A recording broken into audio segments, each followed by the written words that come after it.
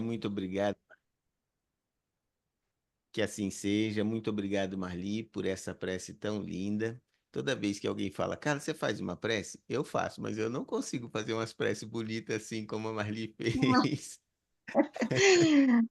Como Então, você é bom. mas eu aprendi uma vez que assim, toda vez que alguém fala para você fazer uma prece, você nunca pode recusar, porque é a partir de fazer que a gente acaba aprendendo. Um dia eu vou conseguir fazer uma prece bonita igual a que a Marli faz, igual a que o Alfredo faz, não é? Mas se a gente fala, não, eu não quero, eu não sei fazer, pronto, aí não vai aprender nunca, não é? Então, é assim, esse é o nosso processo.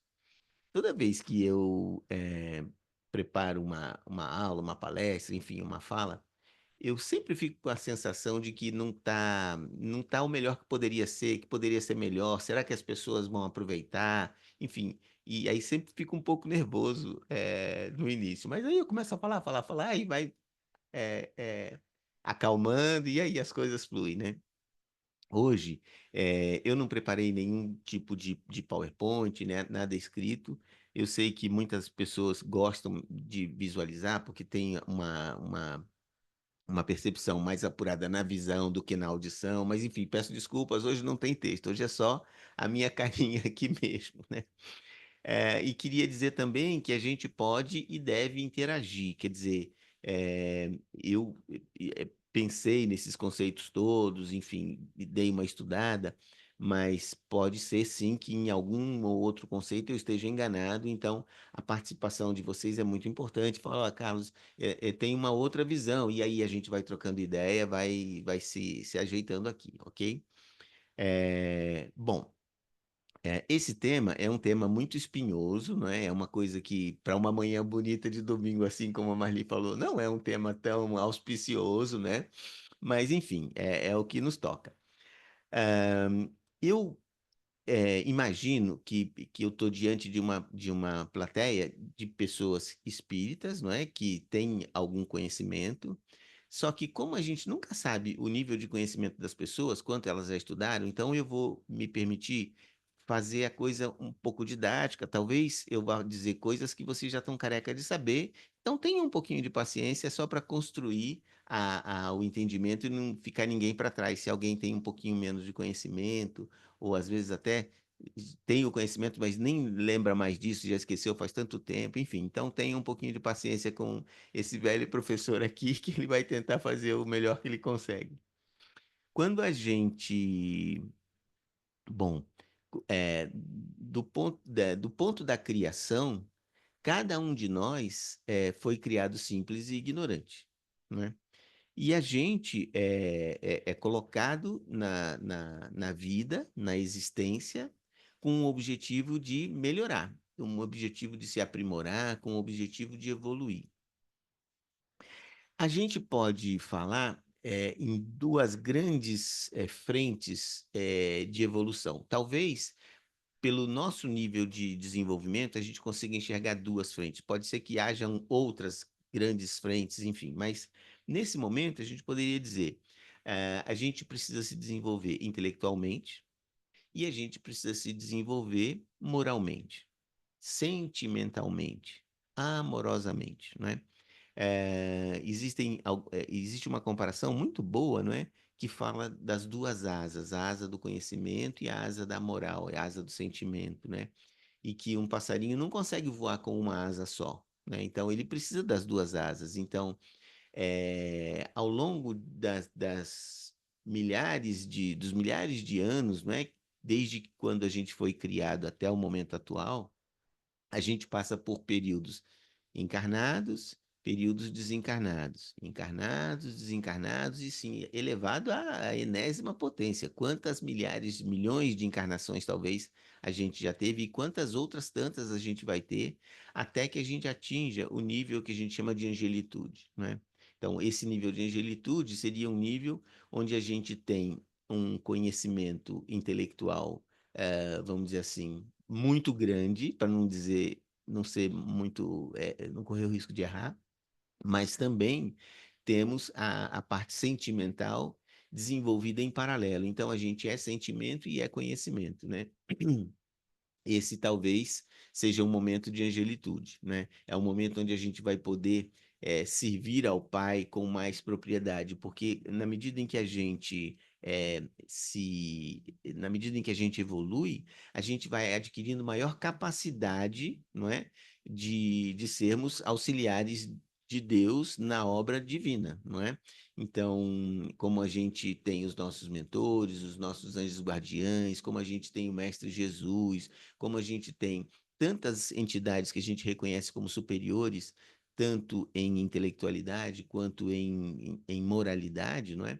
Essas entidades todas, elas são auxiliares muito importantes de Deus, não é? Então, acho que essa é uma aspiração muito boa que a gente possa ter, né? Um dia podermos sermos bons auxiliares de Deus, porque de uma certa forma nós já somos auxiliares, auxiliares júniores, não é? Auxiliares bem iniciantes, não é? Mas a gente tem papel na obra da criação, a gente coopera na medida em que a gente instrui, na medida em que a gente ajuda, na medida em que a gente apoia, não é? Os outros, os nossos semelhantes, a gente, de uma certa forma, está prestando um serviço ao Criador, não é? Porque a gente, enquanto ser humano, a gente não evolui individualmente, sozinho. Nós somos seres sociais, não é? A gente evolui em grupo e não individualmente. Nós todos estamos reunidos aqui nesse planeta, por uma afinidade evolutiva, quer dizer, todos nós somos mais ou menos farinha do mesmo saco. Nenhum de nós é 20 vezes mais desenvolvido ou 20 vezes menos desenvolvido, isso para colocar um número, para facilitar o entendimento, né?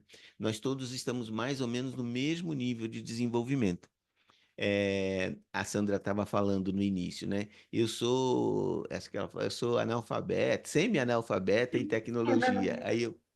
Aí eu falei para ela, Sandra, todos nós somos semi-analfabetos em alguma área do conhecimento, né? Então, no meu caso, no seu caso é tecnologia, no caso do outro é física quântica, no caso do outro é química, no caso do outro é corte e costura, no caso do outro enfim, cada um, a gente não consegue, pelo menos ainda não, foram poucas as encarnações, dominar todas as áreas do conhecimento, né? Mas a boa notícia é que a cada encarnação, a cada vivência que a gente tem, né, na carne, a gente vai adquirindo conhecimentos, né, tanto intelectuais quanto de sentimento, e esses conhecimentos vão sendo agregados à nossa individualidade, à nossa essência, não é? Então, esse é um conceito muito consolador, porque se a gente tem uma encarnação que dura alguns anos, 80, 100, 150, 150 é exagero, né? Mas 120, 100 anos, 90 anos, né? E depois a gente desencarna, seria um grande desperdício que a gente perdesse tudo que a gente se esforçou ao longo dos anos que estivemos encarnados, né? Em termos de conhecimento, em termos de aprendizado, em termos de estudo. Já imaginou se a gente desencarna e aí numa nova encarnação a gente volta como uma folha em branco para começar tudo do zero? A gente nunca vai sair do lugar, fica patinando, patinando, patinando, não sai. Não. A boa notícia é que tudo que a gente aprende, tudo que a gente evolui, está incorporado à nossa essência. Então, se em alguma encarnação a gente foi músico, aprendeu a tocar piano divinamente, não é? Pode ser que nessa atual encarnação a gente não venha com essa prioridade de desenvolver essa habilidade musical. Entretanto, essa habilidade está lá no fundinho, né? Está guardada lá em algum lugar, né? E se em algum momento a gente tem uma oportunidade ou a vida da gente toca de uma forma que cabe a gente aprender música, muito provavelmente a gente que já teve uma encarnação anterior, onde fomos exímios músicos, a gente vai ter uma grande facilidade para aprender música nessa encarnação. A ponto das outras pessoas dizerem assim: nossa, é impressionante a facilidade que ele tem para tocar. E eu tento aqui há anos tocar e não consigo sair do lugar, né? Não consigo sair do dó, ré, mi, não é? Então, sim, é uma capacidade admirável, não é? Mas pode ser, e não obrigatoriamente pode ser que essa capacidade que está sendo demonstrada nesse momento seja um pouco de resgate de habilidades desenvolvidas em outras eras, em outros momentos de encarnações passadas. Pode ser que sim, pode ser que não. Pode ser que a pessoa tenha mesmo essa habilidade, independente de já ter sido músico em outras, né? Eu sempre tomo cuidado, gente, com o determinismo, com o fatalismo. Ah, o sujeito hoje está passando uma situação ruim, difícil na vida, porque em outra encarnação ele foi perverso. Não, não é assim. Quer dizer, pode ser assim, mas não é assim. A gente tem que tomar muito cuidado com essa coisa de simplificar, não é, as coisas, as razões. Ah, então agora eu entendi tudo. Se eu sou desse jeito nessa encarnação, é porque na outra eu fui daquele jeito. Não é bem assim, né? Isso é uma coisa infantil, é uma coisa muito rasa de entender as coisas. Mas voltando aqui. Então, quando a gente, na medida em que a gente vai aprendendo, o nosso espírito, a nossa essência, para se manifestar num ambiente como o ambiente da Terra, do planeta, a gente precisa de uma vestimenta, por assim dizer, não é? Então, o nosso espírito, ele está municiado de um perispírito, e quando a gente encarna, esse perispírito molda um corpo de carne exatamente espelhando o que é o perispírito, que é formado de uma matéria quintessenciada, é uma matéria que a gente não reconhece aqui na Terra como matéria. A nossa química não reconhece os elementos químicos que compõem o perispírito, né? É uma coisa diferente, mas existe. Então, a gente precisa. Nossa, me perdi no raciocínio aqui.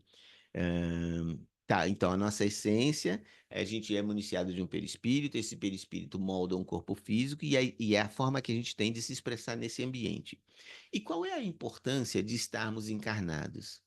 A encarnação no processo evolutivo, ela é uma ferramenta muito importante, porque é na encarnação que, por assim dizer, a gente eh, coloca à prova todo o nosso entendimento, toda a nossa evolução, tudo que a gente aprendeu, a gente coloca à prova na vivência encarnada, né? Então, a gente aprende muito na encarnação. A gente aprende com o exemplo de outros, a gente aprende com o nosso próprio sofrimento, a gente aprende com a nossa própria alegria, a gente aprende de várias formas, não é? E a nossa personalidade numa determinada encarnação, ela é reflexo claro da nossa essência, não é? Ninguém exerce uma personalidade do nada, do zero, não é? Não, a gente está sempre exercendo uma coisa que faz parte da nossa essência, e cada um de nós tem uma essência que foi forjada, que foi moldada ao longo de séculos, né, de aprendizado. A gente só aprende quando está encarnado? Não, a gente, quando está desencarnado, também aprende, não é? Falando de uma forma rasa, quando a gente está desencarnado, a gente aprende coisas. Quando a gente encarna, a gente vem colocar à prova essas coisas que a gente aprendeu. E aí algumas a gente realmente aprendeu e outras a gente não aprendeu. E aí a gente desencarna. E aí volta lá e passa a maior vergonha na frente dos espíritos superiores. Puxa, mas você não falou que você aprendeu isso, que você já não ia mais fazer maldade? Esse tipo de maldade? Pois é, chegou lá, você fez igual. Pois é, puxa vida, eu fico com vergonha, mas eu preciso de uma outra chance. Eu juro que eu vou tentar me melhorar. E agora, nesse período de erraticidade aqui, entre uma encarnação e outra, eu vou me esmerar para tentar ver se eu consigo. E aí, na próxima encarnação, eu vou colocar a prova, eu vou ver se eu consigo subir esse degrau, né? E aí tem uma oportunidade, reencarna. E aí vai e cai no mesmo erro. E assim, os ciclos se sucedem, não é? Alguns a gente consegue superar, outros não, não importa. A gente vai ter outra oportunidade e assim vai. Bom. É, gente, vocês podem interromper a hora que vocês quiserem. Às vezes, eu falando dessas coisas, vem uma ideia muito forte na sua cabeça, você levanta o dedinho e interrompe. Carlos, deixa eu falar. Fala, pode falar, ok? Não quero ficar aqui fazendo monólogo. É, enfim, mas eu tenho monólogo pronto para ficar aqui 4 horas, né? Então, mas fiquem muito à vontade para interferir se vocês quiserem, a hora que vocês quiserem. Bom, é, quando a gente, ao longo da nossa evolução, a gente, alguns de nós têm um pouco mais, outros um pouco menos de facilidade de aprender coisas do ponto de vista intelectual, né? Então, a gente desenvolve uma habilidade muito grande, por exemplo, de aprender a medicina, né? Então, a gente estuda pra caramba na faculdade e a gente tem aquela essência, né, de querer ajudar as pessoas e a gente se dedica no estudo da biologia, no estudo dos procedimentos médicos, né? Então, cada vez que a gente vai estudando, a gente vai se tornando melhor profissional nessa área. Pode ser também na área de engenharia, pode ser também na área da, enfim, qualquer área do conhecimento, né? A gente vai, a partir do nosso esforço, a gente vai se tornando muito especialista numa determinada área. Muito bem. Faz parte da nossa essência um sentimento que a gente chama de orgulho. E quanto mais o nosso desenvolvimento é, cognitivo, o nosso desenvolvimento intelectual numa determinada área, mais a gente se enche de autoridade nessa determinada área. E isso é bom, é normal que assim seja, porque é a partir dessa autoridade que a gente tem numa determinada área do conhecimento que a gente pode ajudar outras pessoas que têm autoridade em outra área do conhecimento, mas não nessa área do conhecimento. Então, você pega um cientista que é brilhante, mas ele tem uma doença, estoura o apêndice, né? Ao longo de todos os anos que ele se tornou brilhante cientista, que ele ganhou prêmio Nobel de física, não é? Mas ele nunca teve oportunidade de estudar o apêndice, né? Então ele vai necessitar extremamente de um cirurgião, de uma pessoa que se tornou especialista em outra área do conhecimento para poder salvar a vida dele, né? E aí leva ele para o centro cirúrgico, faz a operação e aí ele se recupera e, nossa, graças a Deus que existe um cirurgião, né? E isso faz dele menos uma autoridade menor na área? Claro que não, né? Ele é autoridade naquela área e o outro é autoridade na outra, e o outro é autoridade na outra. E a babá é autoridade no cuidar de criança, porque às vezes a babá, que é especialista em conhecimento de bebê, ela é de uma fundamental importância para uma mãe de primeira viagem, não é? Então, se não fosse aquela babá, mas babá não é profissão. Então, será que não? Será que só engenheiro que é profissão? Será que o moço que faz a limpeza urbana não é profissão? Será que é uma profissão menos digna? Será que é uma profissão que merece desprezo de alguém que tem um conhecimento intelectual um pouco maior? Então, quando a gente para raciocinar isso, a nossa inteligência diz que não. A nossa inteligência diz que a gente tem que respeitar quem quer que seja, não é? Porque, afinal de contas, a gente também não sabe tudo. Mas muitas vezes esse raciocínio, ele é um raciocínio assim velado, é uma coisa politicamente correta. Não, eu não vou desmerecer uma pessoa que trabalha como doméstica, não é? Porque, afinal de contas, essa pessoa é muito importante para limpar a minha casa. Mas lá no fundo, eu sei que eu sou muito superior a essa pessoa. Porque, afinal de contas, eu estudei tanto na minha vida e essa pessoa não estudou tanto. Então, apesar de, por fora, a gente fazer esse discurso, né? Nós todos somos iguais. Lá no fundinho, a gente tem uma coisa chamada orgulho, né? Que, que, que quer convencer a gente de que a gente é um pouco melhor ou muito melhor que uma outra pessoa, né? E essa, gente, é uma grande armadilha evolucionista, não é? É uma armadilha que todos nós caímos. Isso faz parte do nosso momento de evolução. A gente é assim nesse momento evolutivo. Talvez não, com certeza, em momentos mais adiante, a gente vai perdendo isso e efetivamente a gente vai sendo não orgulhoso mesmo, né? Mas talvez nesse momento a gente ainda não está nesse nível de desenvolvimento. Ok, isso não está certo nem está errado, isso é só o que é, não é? Bom, cada encarnação que a gente tem, a gente desenvolve uma personalidade. Ah, e isso vai levando a gente a evoluir. Tudo que a gente faz ao longo de uma encarnação vai sendo, por assim dizer, anexado ao nosso, vamos falar de perispírito, para ficar um pouco mais simples nesse momento. Então, as vivências, as atitudes, os conhecimentos, tudo isso são bagagens que vão sendo anexadas ao nosso perispírito. E, de acordo com as bagagens que a gente anexou, o nosso perispírito, gente, eu estou falando de uma forma muito assim figurativa, é só para tentar criar um entendimento.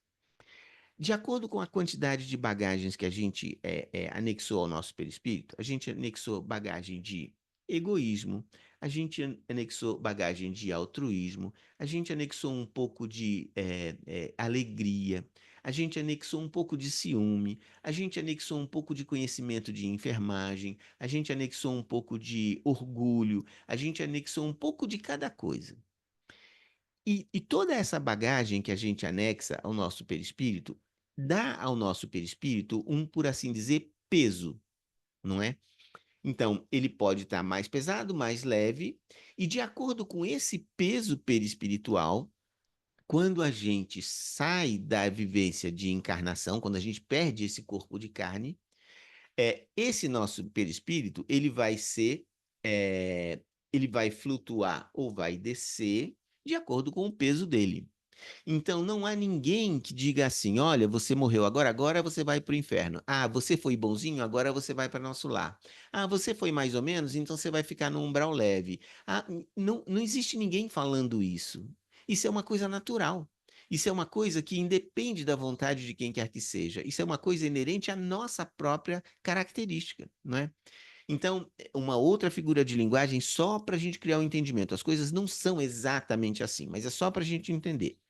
Então, do centro do nosso planeta até a superfície do nosso planeta é uma região que a gente chama de trevas. Então, treva, treva leve, treva pesada, treva baixa. Então, a região das trevas é a região que está da superfície até o centro do planeta. Pode estar mais para o centro, mais para a borda, enfim. É uma região dura, é uma região difícil, é uma região inóspita, que de acordo com o nosso peso, a gente não consegue flutuar para cima da superfície. A gente vai acabar, porque o nosso perispírito está muito pesado, a gente vai acabar descendo a uma região mais pesada, mais densa.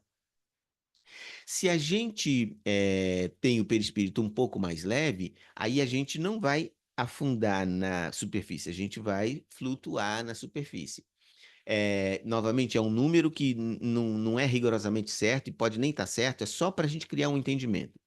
Da superfície até mais ou menos 1.000 quilômetros acima da superfície é o que a gente chama de umbral, não é? Então você tem um umbral pesado, um umbral médio, um umbral mais leve, mas enfim, são só nomenclaturas que a gente nem sabe se está certo, não é? A gente tem algumas revelações através da literatura espírita, através de psicografia, muitos espíritos, a partir de psicografia, de escritos, né, trazem para a gente informações do mundo espiritual e a gente vai juntando essas informações aqui, essas informações ali, e vai criando um conhecimento a respeito de uma coisa que a gente não sabe nada, não é? Então, e aí vem esses conceitos. Então, 1.000 quilômetros daqui, da superfície da Terra até 1.000 quilômetros é a área de umbral, que não são nem a área de trevas, nem a área de umbral, são áreas assim felizes, vamos dizer assim, não é? Aí, no limiar do finalzinho do umbral, nos tais 1.000 quilômetros mais ou menos, você tem algumas colônias espirituais. Por exemplo, a colônia do nosso lar. O nosso lar, ele está na fronteira do umbral leve, né? Tanto que a gente vê que quem já teve oportunidade, né, de ler o livro do Nosso Lar ou assistir alguma aula, né, O nosso lar tem a região das câmaras de retificação, que elas ficam no subsolo do nosso lar. No subsolo do nosso lar está bem perto da área do umbral leve, então é vizinho ali do umbral, não é? E aí você tem os 7 ministérios, você tem uma cidade muito mais maravilhosa, enfim, que é uma área muito mais feliz do que a nossa área de encarnados, a nossa área de umbral, a nossa área de trevas, não é? E acima de nosso lar você tem mais outras áreas, e assim a gente vai perdendo até a condição de entender, porque a gente nem tem informação dessas coisas. Muito bem. Quando uma pessoa se desenvolve de verdade intelectualmente, ele se tornou um especialista numa determinada área. E essa especialidade numa determinada área eh, cria conexões neurais, né? Cria sinapses que deixam essa pessoa com o que a gente chama de muito inteligente, né? Intelectualmente desenvolvido. Ele é uma pessoa muito capacitada, não é? É uma pessoa que, por exemplo, poderia assumir uma diretoria de uma empresa e poderia desenvolver um trabalho excelente na diretoria dessa empresa, mesmo que ele seja engenheiro. E ele não está lidando com engenharia, ele está lidando com uma empresa, não é? Mas ele tem uma capacidade intelectual tão desenvolvida que ele é capaz de se dar bem em outras áreas de atuação devido a essa capacidade intelectual. Todos nós conhecemos pessoas que a gente admira pela capacidade intelectual. Fala, nossa, como essa pessoa é inteligente. Não, eu não sei como é que eu nunca vou conseguir, ou pelo menos eu não gostaria de admitir, não. Mas essa pessoa é mais inteligente do que eu. Olha a facilidade que essa pessoa tem de se expressar, de resolver as coisas, né? Tem até um ditado que diz que o nosso salário é diretamente proporcional à nossa capacidade de resolver problemas, né? Então, quanto mais capaz, maior mais a gente ganha, não é? Mais evoluído a gente está. Bom, muito bem. Agora, essa pessoa que tem uma grande capacidade intelectual, infelizmente, o desenvolvimento do sentimento, o desenvolvimento moral, o desenvolvimento do amor, não é paralelo, ou seja, simultâneo ao desenvolvimento intelectual. Aliás, eu arrisco dizer que muitas vezes, em muitos casos, o desenvolvimento intelectual precede o desenvolvimento moral. Pronto. Se uma pessoa tem um desenvolvimento intelectual tal que destaca ela perante os pares aqui encarnados, quando essa pessoa desencarna, essa pessoa, ao longo dessa encarnação que tinha um super desenvolvimento intelectual, ele adicionou ao perispírito dele alguma bagagem. E se ele não era uma pessoa muito desenvolvida do ponto de vista moral, ele nunca ligou muito para a religião. Ele não é que ele não acha importante a religião, mas não é o momento dele. Ele não está nem aí com religião, com aprendizado de bondade. Quando fala, você tem que aprender o amor. Amor, gente, fala sério, vamos trabalhar, vamos aprender o que tem que aprender, não é? Então, são conhecimentos que naquele momento não chamaram tanto a atenção dele. E ele é uma pessoa muito capaz. Pronto. Essa pessoa, de acordo com esse peso perispiritual, ela vai, após o desencarne, ser alocada ou se alocar numa determinada região de acordo com o peso perispiritual dela. Muito bem. Essa região pode ser uma região ruim, pode ser um umbral. Pode ser um umbral pesado, pode ser uma região de trevas. Se essa pessoa intelectualmente muito desenvolvida não era lá tão boazinha assim. Era um pouco, tinha um pouco de perversidade, porque, enfim, isso acontece, a gente sabe que acontece, não é? Então, essa pessoa extremamente inteligente pode ser que vá habitar uma região de trevas. Gente, uma região de trevas abaixo da superfície do planeta não é uma região legal. É uma região muito inóspita, é uma região muito feia, é uma região muito ruim, é uma região habitada por seres muito pouco desenvolvidos do ponto de vista moral. Tão pouco desenvolvidos do ponto de vista moral quanto nós, os grandes especialistas, super desenvolvidos intelectualmente, mas que não têm um desenvolvimento moral tão grande.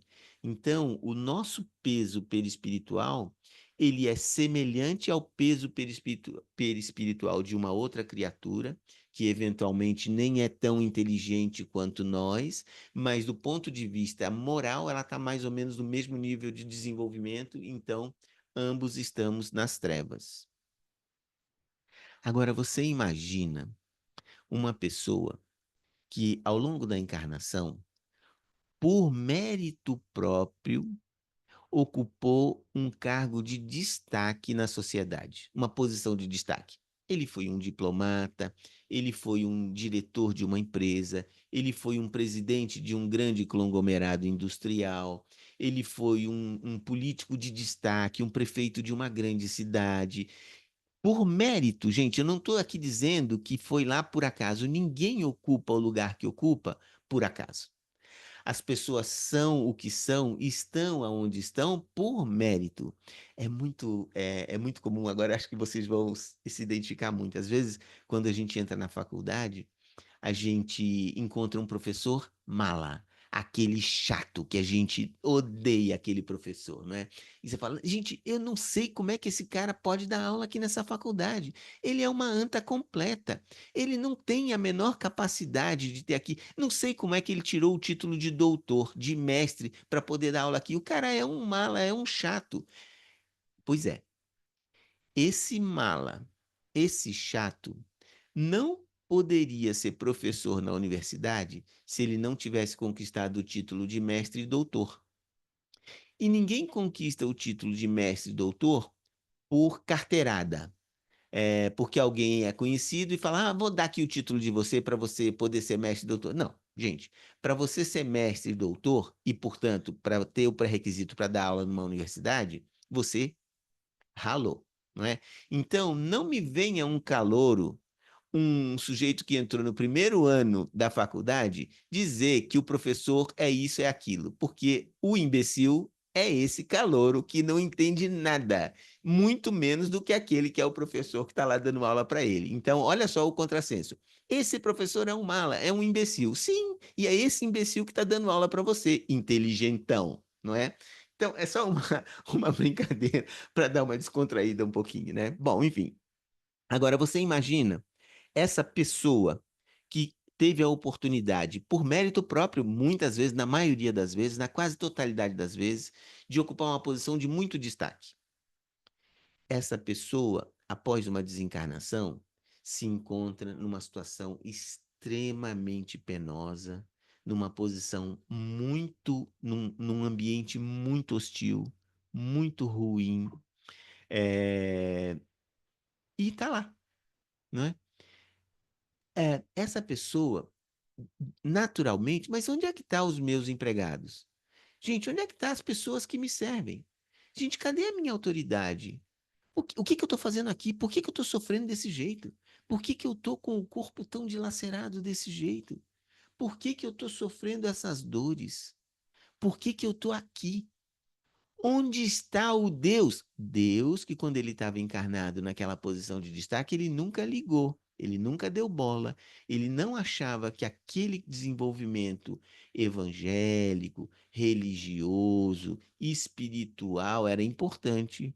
Mas no momento de dificuldade, mas cadê o Deus bondoso e misericordioso, que é Pai de todos? Onde está esse Deus? Por que que eu estou aqui nessa situação? Uma pessoa tão capaz, tão inteligente, que foi tão útil à sociedade quando eu estava lá na encarnação, e agora eu estou nessa situação aqui? Não, não, não, não, não. Esse Deus que aquelas pessoas dizem, esse Deus simplesmente não existe. Ou se existe, ele está muito longe de ser um Deus bonzinho. Ele é um Deus perverso. Aliás, eu não tenho nenhum compromisso com esse Deus. Esse Deus para mim não é nada. Eu acho até que ele nem existe.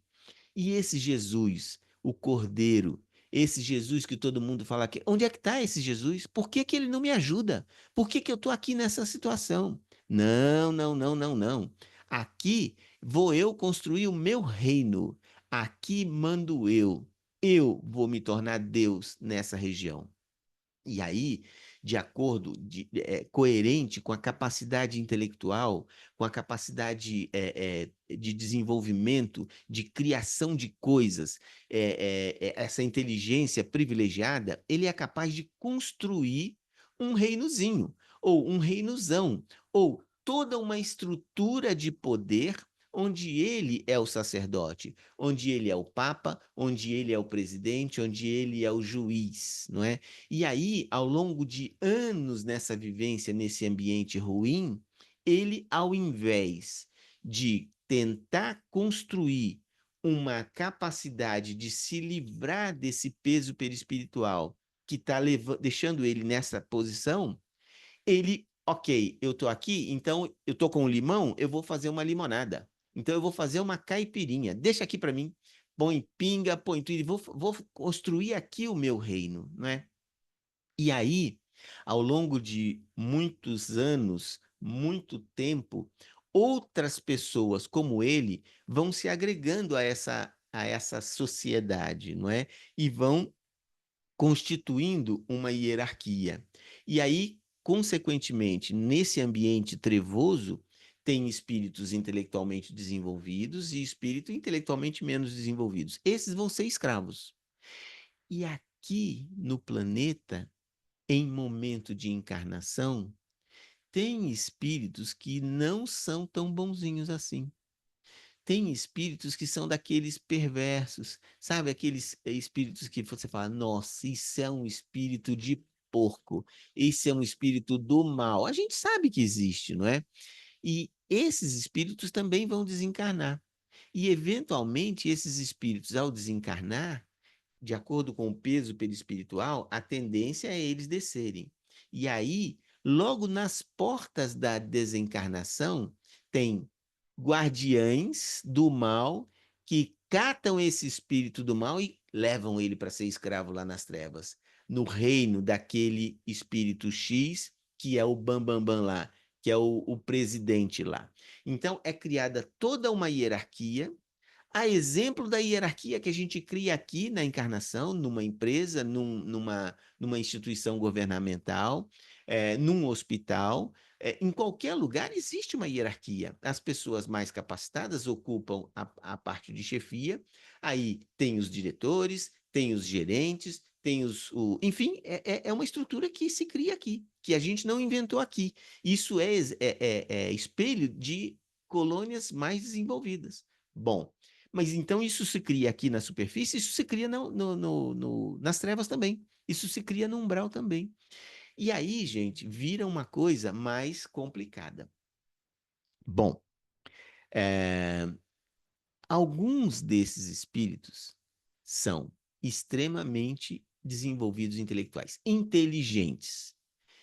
Se algum missionário resolver descer às trevas para tentar resgatar um ou outro espírito, se ele vai tentar, como missão, resgatar o malvado Mor, não é com conversinha mole, não é com aquele papo, Jesus, a bondade, o amor, você precisa ser caridoso. Cara, sai pra lá com esse papo de urso. Eu não quero ouvir nada do que você está falando. Que amor! Vai contar essa historinha para sua turma. Isso simplesmente não existe, porque se existisse, eu não teria sido relegado a essa situação que eu estou. Gente, quando ele diz essa frase, se existisse, eu não estaria relegado à situação em que eu estou, ele demonstra uma certa revolta, uma certa inconformidade de ter sido deixado à margem daquele amor. Portanto, ele também gostaria de ter sido objeto de amor, mas ele não foi na concepção dele, Portanto, eu não quero nem saber desse amor. Eu vou construir aqui o meu ódio, o meu quartel-general de vingança, o meu quartel-general de sordidez. E aqui nesse reino mando eu. Então, quando chega um espírito malvado, recém-desencarnado, eu vou montar um tribunal e eu sou o juiz, eu sou o guardião da lei. Então, eu vou julgar você, espírito malvado, não pelo que eu acho que você deveria pagar. Você vai ser julgado pelas suas próprias ações. Eu estou aqui única e exclusivamente para fazer cumprir a justiça. Você foi mal na Terra e isso está visível na sua aura. Eu aqui consigo visualizar a sua aura. Quando você estava encarnado, você tinha a aura escondida. O encarnado não consegue ver a aura do outro encarnado, mas aqui desencarnado, nós somos transparentes. Então, se você tem pensamento do mal, eu consigo enxergar. Pela cor da sua aura, eu vejo isso. Então, meu amigo, você não é bonzinho, não. Você é malvado e muito malvado. Então, você vai para o calabouço. Você vai sofrer lá as consequências da sua maldade. E presta atenção, eu não estou aqui para condenar nem para absorver ninguém. Eu estou aqui para fazer a justiça. Eu não sou nem bom nem ruim. Quem é bom ou ruim é você. Então eu só estou colocando você no lugar que você merece estar por ser ruim desse jeito que você é. Gente, olha o grau de complexidade que se organiza numa estrutura como essa. O espírito perverso, ele se ele se auto é,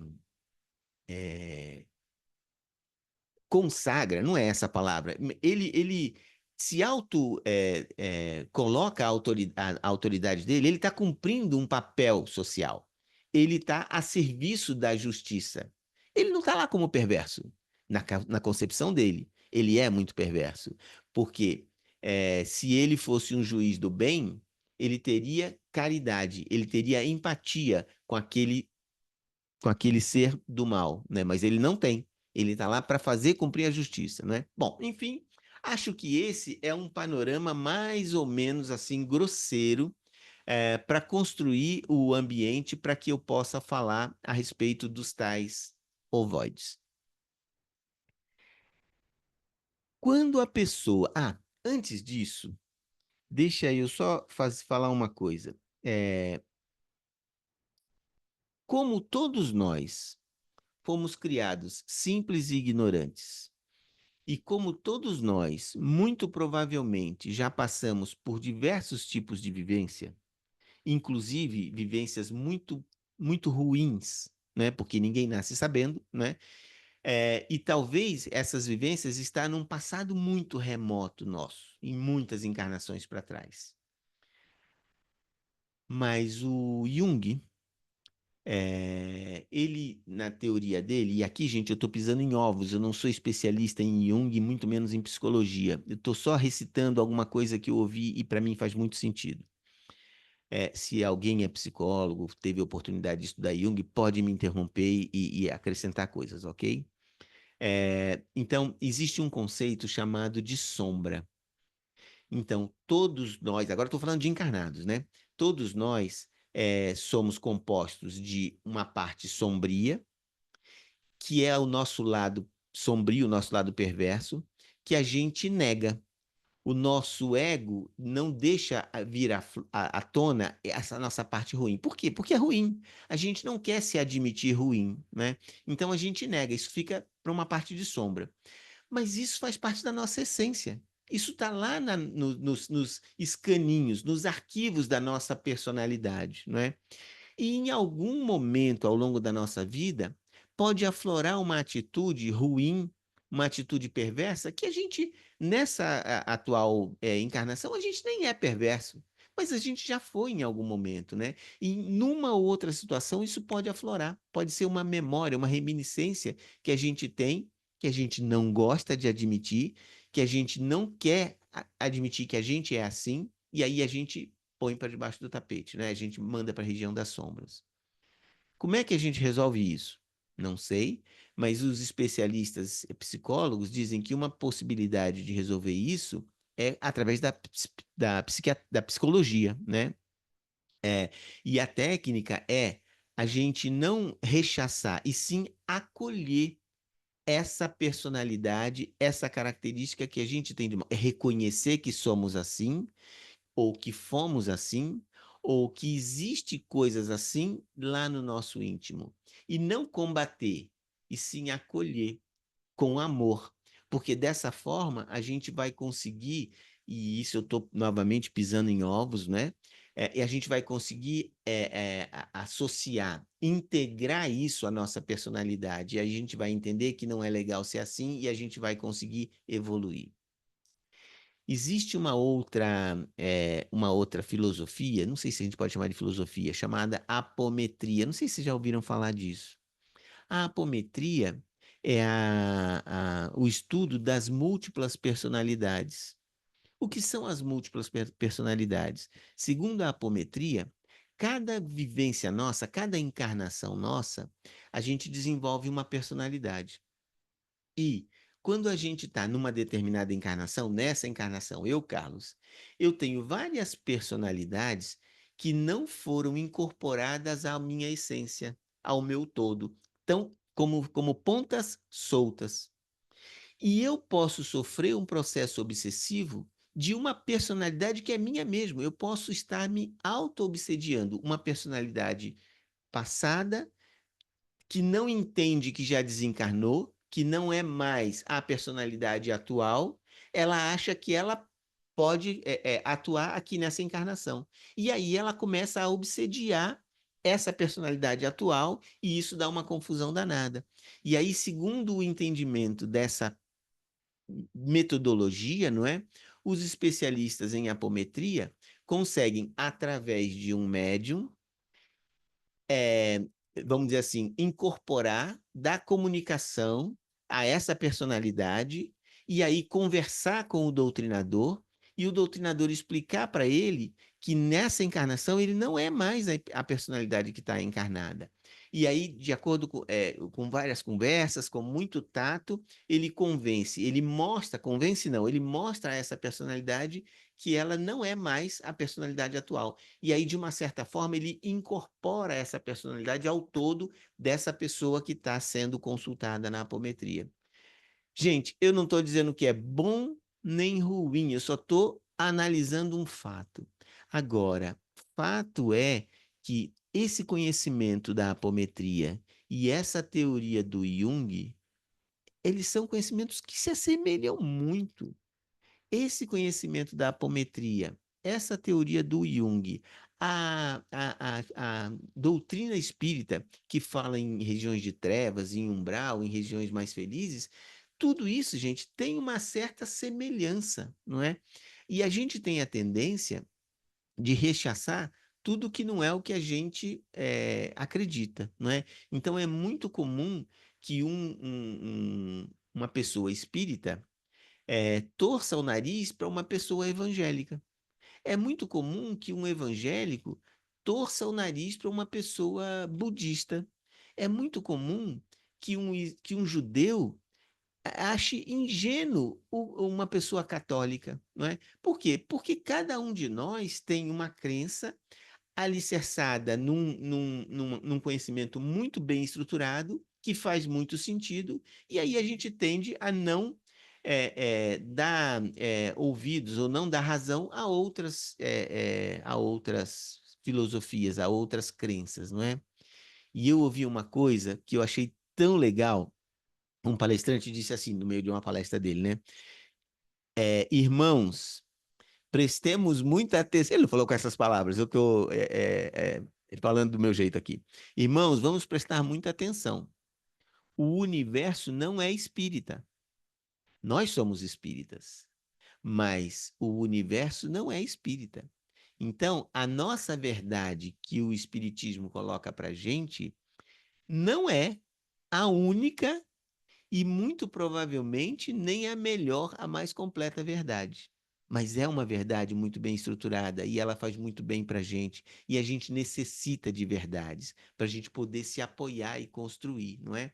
Então, é ok a gente acreditar numa verdade evangélica, numa verdade apômetra, numa verdade judaica, numa verdade budista, numa verdade católica. É ok, né? E com o tempo a gente vai amadurecendo e percebendo que não cabe a nenhum de nós julgar quem quer que seja. Porque ao desencarnarmos, aquele livro que a Marli citou no começo, né, o Obreiros da Vida Eterna, ele narra personagens que não são espíritas, mas que têm um nível de desenvolvimento moral muito maior que um espírita, não é? Então, baixa a bola, não é? Nós não somos a última Coca-Cola do deserto, não é? O universo não é espírita, nós somos espíritas. Bom, muito bem. E aí, tentando entrar agora. Ah, sim, então, por que que eu fiz esse preâmbulo, né? Porque muitas vezes, quando a gente está estudando temas como esse tema que a gente está falando a respeito hoje, não é? De coisas muito duras, realidades muito perversas, não é? Ambientes muito inóspitos, isso pode trazer em nós uma reminiscência, uma influência não desejada.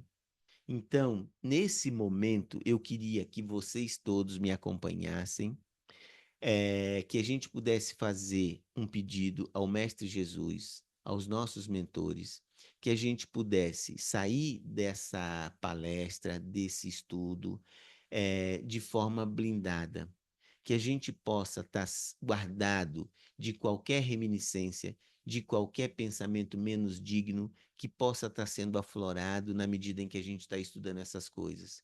Que nenhum pensamento que possa estar surgindo, que possa estar sendo aflorado nesses momentos que a gente está estudando, possa interferir na nossa vivência atual. É importante a gente ter conhecimento dessas realidades, mas a gente não é essa realidade. A gente já superou isso. A gente está num outro momento da nossa existência. E não é justo que a gente deixe que uma reminiscência menos nobre atinja a nossa vivência nesse momento e possa trazer algum prejuízo para a nossa vivência. Que o Mestre Jesus possa nos guardar e nos proteger de qualquer influência menos digna que possa estar sendo aflorada a partir desse estudo. Que assim seja, graças a Deus. Ok, queridas, queridos, agora eu posso continuar falando de Mundo Cão mais um pouquinho. Gente, leva a sério isso que eu acabei de fazer, porque esse conhecimento, ele é um conhecimento muito duro, muito perverso. A gente não pode entrar nessa energia. A gente só está estudando. A gente não está lá dentro, ok? Quando um ser sofre uma injustiça muito grande, por exemplo, é bem fácil a gente tomar como exemplo uma pessoa que viveu num campo de concentração, no nazismo, ou de uma pessoa que foi escravo na época da escravidão aqui no Brasil, antes da Lei Áurea, que foi torturado, que foi humilhado, que foi maltratado, que foi para o tronco, que foi estuprada, que foi estuprado, que foi tomado como ser não humano, mais inferior do que o meu cachorrinho de estimação, tratado como bicho, de forma injusta, sofreu, padeceu e acabou desencarnando numa situação extremamente difícil. Um espírito assim, que sofreu todo esse tipo de atrocidade, ele tem uma tendência de desenvolver um nível de revolta muito grande, uma revolta assim, por que eu sofri isso nas mãos dessa pessoa? Isso não é justo. Eu vou dedicar a eternidade a me vingar desse carrasco, a me vingar dessa senhora de escravos que, por um motivo fútil, por achar que eu estava paquerando o marido dela, me fez sofrer todos esses padecimentos, me separou dos meus filhos, me vendeu para uma outra fazenda, onde eu passei muitos padecimentos e acabei desencarnando de tuberculose, sei lá do que. E os meus filhos, pelo simples fato de serem meus filhos, eles sofreram o pão que o diabo amassou amando dessa senhora de escravos. Só por um motivo de ciúmes, de achar que eu estava paquerando o marido dela, o senhor de engenho. Gente, qualquer um de nós entende o grau de revolta, o grau de inconformidade que um ser que sofreu esses maus tratos, que levou ele até a morte, tenha de uma pessoa que causou isso. Então, um ser como esse pode reunir todas as suas forças em função de um único pensamento: vingança, vingança, vingança, vingança, vingança. E esse monoideísmo, isso vai fazer com que esse perispírito que gerou a forma humana, né? Então o nosso perispírito é o modelo do nosso corpo físico, não é? Quando a gente tem um defeito físico, esse defeito físico vem do nosso perispírito, né? Quando o ser se coloca numa situação de uma única ideia, de ficar pensando em loop o tempo inteiro naquela ideia, perseguindo aquela ideia, de uma certa forma, e eu não sei explicar muito aprofundadamente esse processo, mas ele vai se encolhendo, ele vai se perdendo, por assim dizer, a forma humana. O perispírito vai perdendo a forma humana, vai se fechando em si mesmo, e isso vai. Sabe quando a gente está muito assim. Com medo ou triste, que a gente se encolhe assim, ó, e abraça o joelho e fica assim encolhidinho, é, é, como a gente era no útero da mãe, né, no modo fetal, né? Então a gente vai se encolhendo, esse espírito vai se encolhendo, se encolhendo, se encolhendo, a ponto dele virar um ovo, uma bola, um ovo mais ou menos desse tamanho, assim, ó, mais ou menos do tamanho de uma cabeça, do tamanho de um crânio, né? Então esse indivíduo, esse espírito, essa essência perde momentaneamente a forma humana e vira um ovo, como se fosse um ovo, né? E isso a gente chama de ovoide. Esses ovoides, eles têm algumas características que nas mãos perversas, eles podem ter uma grande utilidade. Por exemplo, a gente já estudou obsessão, né? A gente sabe que obsessão é uma coisa ruim, é uma influência negativa que a gente está sofrendo de um outro espírito, e segundo o que a apometria entende de nós mesmos em outras encarnações, enfim. E aí a gente vai na casa espírita para tentar doutrinar o obsessor, né? Muitas vezes, ingenuamente, a gente chega na casa espírita com a expectativa de querer se livrar do obsessor. Não, me livra desse obsessor porque está atrapalhando a minha vida e eu quero seguir a minha vida em paz. Nossa, já são 10h30. Eu vou encaminhar para o encerramento, tá bom? Eu estou me excedendo aqui, eu sei. Me livra desse obsessor que eu não quero mais. E aí o doutrinador, o dirigente da casa espírita vai lá, reza um Pai Nosso, dá um passe e pronto, livra ele do obsessor. É assim que funciona? Não, gente, não é assim que funciona. Nenhum processo de obsessão é de mão única. Só existe obsessor porque existe obsedado. A doutora Marlene, numa determinada palestra que eu assisti, ela diz assim: quando eu estou diante de um processo obsessivo, eu não sei de. A doutora Marlene Nobre, não é? Que é uma médica que já desencarnou, é a mentora das associações médico-espíritas, ela é uma autora de vários livros espíritas, né? Então, essa é a doutora Marlene Nobre. Ela dizia assim: quando eu estou diante de um processo obsessivo, eu não sei de quem eu tenho mais pena, se é do obsedado ou se é do obsessor. Porque não é uma relação aleatória, não é?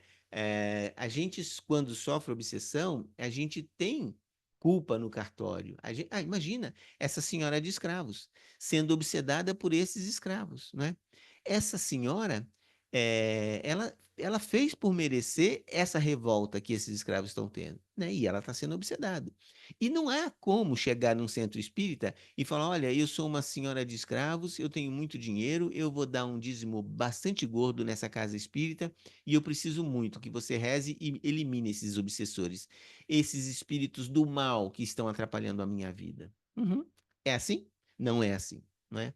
Bom, e aí, é, um caso de obsessão normal é um caso de obsessão normal, atrapalha a vida da pessoa, a pessoa sofre e não consegue progredir na vida, e não tem paz, enfim, pode acontecer. Mas existem vários níveis de obsessão. Existem obsessões que podem levar a pessoa ao desencarne. Obsessões muito sérias, muito tecnicamente estruturadas, por algum tipo de espírito muito intelectualmente desenvolvido. Então, por exemplo, se eu, espírito do mal, entendo que um determinado espírito encarnado merece desencarnar, então eu vou montar uma estrutura obsessiva nesse espírito e, entre outras coisas, eu posso pegar um ou vários ovoides, ligar esses ovoides por fios muito fininhos ao cérebro dessa pessoa encarnada, e esses ovoides vão sugar a energia vital desse ser encarnado. E não precisa ser um, podem ser vários ovoides. E essa pessoa encarnada começa a se sentir mal, começa a adoecer, começa a ficar prostrada. Ao mesmo tempo que a energia vital dela está sendo sugada, ela vai sendo hipnotizada. Vão sendo relembrados nela momentos difíceis que ela viveu na vida dela ou em outras encarnações. E aí ela começa a ficar num processo mental muito difícil. Enfim, isso ao longo de algum tempo pode levar essa pessoa à morte, ao desencarne, né? Por ação de um espírito obsessor, de um espírito do mal, de lá de onde quer que ele esteja, né? Bom, eu gastei 1h30 fazendo uma introdução para poder falar de um assunto que eu não entendo nada, que são os ovoides. Mas essa é a minha humilde percepção, né, de tudo que eu estudei, de toda a informação que eu consegui a respeito do ovoide. É claro que tem muito, muito mais informação, né? Mas, assim, qual é a única vantagem que eu vejo de, nesse momento, a gente saber o que que é um ovoide, que é um momento, como se transformar num ovoide? É um momento onde a gente está com uma ideia, normalmente uma ideia ruim, que faz com que a gente vá se encolhendo e não pense em outra coisa, só pensa nisso, só pensa nisso, só pensa nisso, a ponto de virar um ovoide. E um ovoide não independente, ele vira ferramenta, ele vira instrumento na mão de outros espíritos mais perversos, mais inteligentes, não é? No caso de esse processo obsessivo, né, onde esse ovoide está obsedando essa pessoa encarnada, né, que pode até levar essa pessoa ao desencarne, em algum momento esses espíritos vão reencarnar, reencarnações compulsórias, sem planejamento reencarnatório com a participação do espírito. E um ovoide pode reencarnar? Claro que pode. E aí ele vai ser ovoide? Não. Porque a forma humana existe lá dentro, não é? Então, quando um ovoide reencarna, naturalmente ele vai ter uma encarnação muito difícil, uma encarnação muito doente, muito problemática, muito miserável, não é? Mas na forma humana, não é? Ele não vai encarnar como ovoide, ele encarna como humano, que lá dentro daquele ovoide, na essência, ainda existe aquela forma humana, não é? Então, a única vantagem da gente conhecer isso é perceber que a gente, graças a Deus, estamos num nível de desenvolvimento moral um pouco mais elevado. A gente tem o entendimento de que o mal é mal e que o bem é bem, apesar de muitas vezes a gente fazer o mal inadvertidamente, mas a gente já tem, nesse nível de conhecimento, a capacidade de discernir e de lutar deliberadamente contra o mal. Eu estou falando agora encarnados como somos, né? A gente o tempo inteiro é levado a um pensamento negativo, né? Às vezes o pensamento nem é nosso, está sendo sugerido por um irmãozinho obsessor, né? E isso acontece, gente, o tempo inteiro, todo o tempo, né? Só que a gente já tem inteligência o suficiente, conhecimento suficiente para discernir o que é um pensamento do bem e o que é um pensamento do mal. E não importa se ele é nosso ou se é de um terceiro. A gente tem a capacidade, a condição de lutar contra esse pensamento. Como assim lutar contra esse pensamento? Não, eu não quero esse pensamento. Eu estou aqui pensando mal daquela minha cunhada que aprontou uma boa comigo. Ou que cunhada danada. Eu quero que ela se exploda. Não, esse não é um pensamento do bem.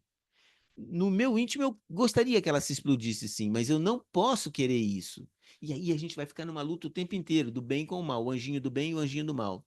A gente tem. Quem é,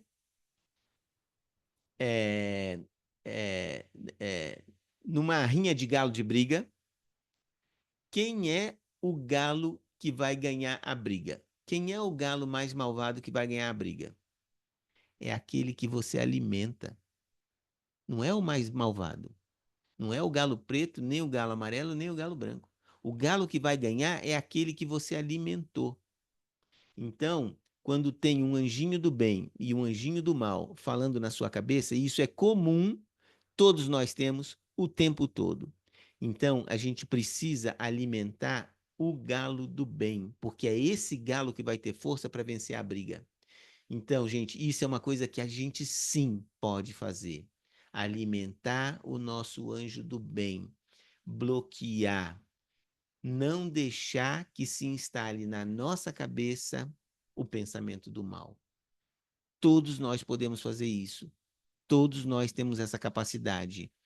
E num grau muito elevado, vai evitar que a gente sofra um processo de ovoidização, que é tudo que a gente não quer, não é isso? Quem aqui gostaria de virar um ovoide? Não, não, não, tudo menos isso, né? Então, nada de monoideísmo. Quando você tem muita bronca de uma pessoa, você fica o tempo inteiro, nossa, essa pessoa me fez isso, nossa, essa pessoa me fez isso. Você está na condução, nossa, essa pessoa me fez isso. Você está dirigindo, nossa, essa pessoa me fez isso. Você está tomando banho, nossa, essa pessoa me fez isso. Isso é alimentar o galo mal. A gente tem que bloquear isso. Como? Não sei, se vira, dá um jeito. Faz um Pai Nosso. Você vai passar o dia inteiro fazendo Pai Nosso, porque o dia inteiro vem pensamento do mal. Não importa. É melhor passar o dia inteiro fazendo Pai Nosso do que deixar inconscientemente ou deixar correr solto o pensamento do mal. Não podemos deixar correr solto o pensamento do mal. É nossa capacidade não deixar o pensamento do mal se instalar na nossa cabeça. A gente vai conseguir resolver isso tudo nessa encarnação? Provavelmente não. Mas a gente precisa começar em alguma encarnação. E essa encarnação é um bom momento para a gente começar a virar gente. Queridas, queridos, peço desculpas se em alguns momentos eu fui muito incisivo, muito malvado, trazendo notícias muito perversas. A minha intenção foi a melhor possível. Só que a minha capacidade é limitada. Tudo que eu consegui fazer foi isso. Então, muito obrigado por vocês terem me ouvido, por vocês terem me dado a oportunidade de falar todas essas coisas, porque podem ter certeza, eu fui o que mais aprendi nesse encontro de hoje, né? Então, super beijo, grande abraço e que Jesus possa cuidar da gente na medida em que a gente também coopera e cuida da gente mesmo. Chega, senão eu fico falando aqui até as 4 da tarde.